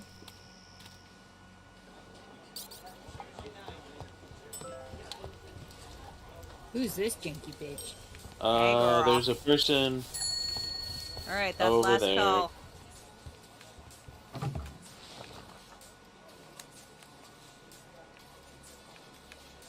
I'm gonna stand here so I can beat the shit out of that angry dude. Come on, asshole.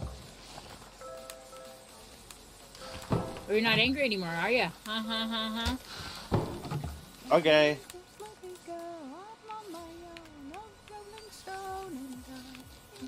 Boop, boop.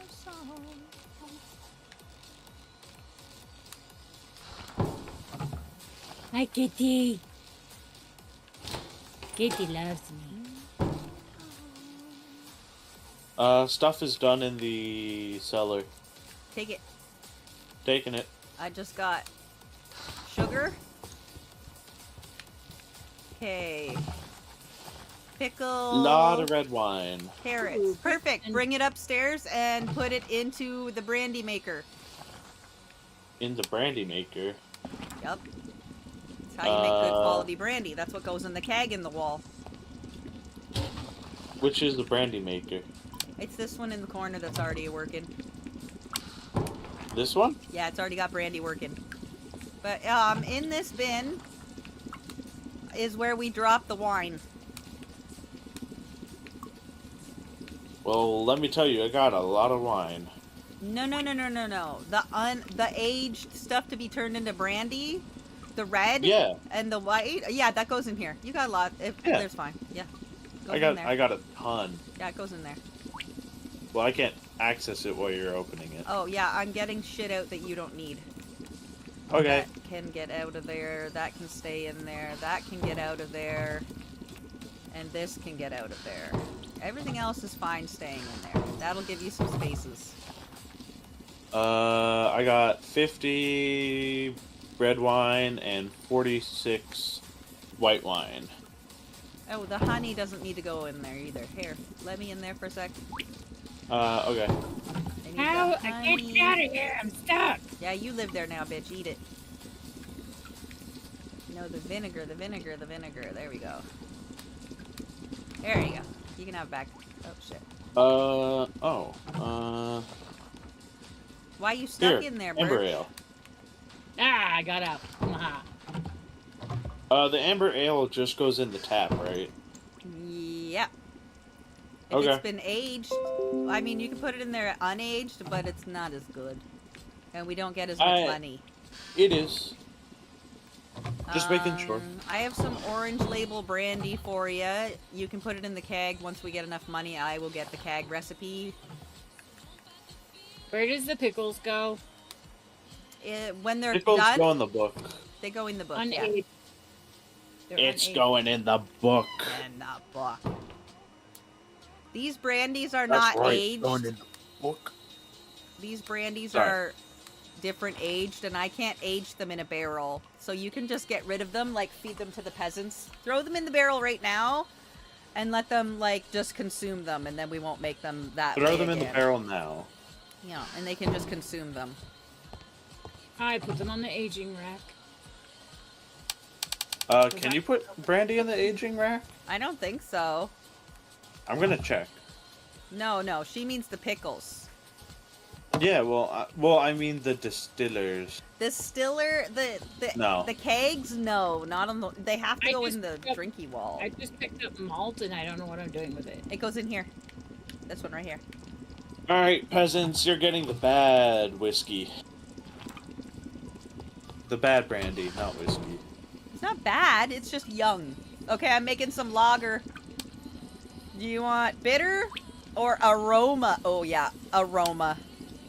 We haven't Aromatic. made any aromatic beer yet. Any aromatic lager. Okay, we got 2 on the go. Making malt from corn.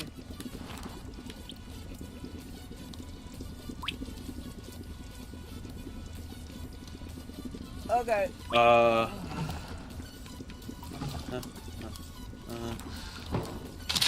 Once this is done, I'm pulling it out. Do you want me to put more brandy in there? Yeah. You can put more wine of any color in there. It doesn't matter. Once we get the mixing table, we'll be able to mix them into like rosé wine and cocktails and shit. And it'll be neat. Oh, I don't have any, what's it called? Water or... Oh, shit. Okay, yeah, you gotta go refill your tank. I don't know what the fuck I'm doing. Wait, yes I do. Then why won't it accept it? You can make or craft stuff if you feeling frisky, Oh wait, there we Barsabar. go. I got it. Oh, shit. Go to bed. Going to bed. Running. Something about a watering system. Oh, yeah, I gotta go get a water. No, Yeah, we we're don't- supposed to be making a like a droughting system thing Oh, that was not mine. This one's in the crafting stuff. Fuck! Just as I was putting the wax in the bin, it times us out. I was the only one who got to bed. I was in my bed. I just didn't have time to press A. Ew, woo. Whoop, whoop, whoop, whoop, Hey, whoop, girl. whoop, whoop. Hey, girl. Oh, it's raining. Good. Now you don't have to water the garden. Let's go get some booze. Here, take this shit down to the basement and age it. Where? Not you, her. Or her, you. I don't care. Down to the basement, into the barrels. Where? Gimme. Oh, she took it. Get wrecked. Okay. Corn malt.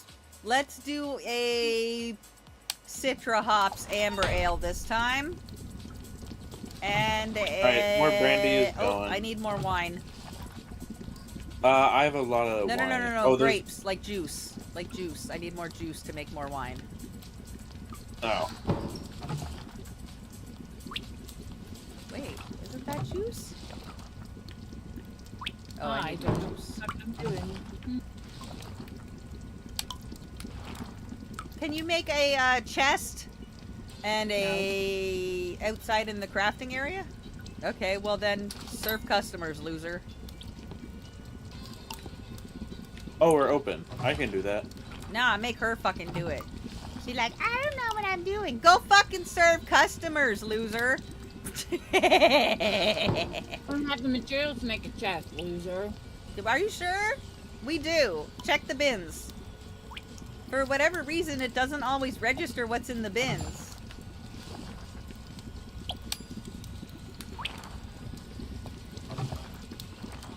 Alright.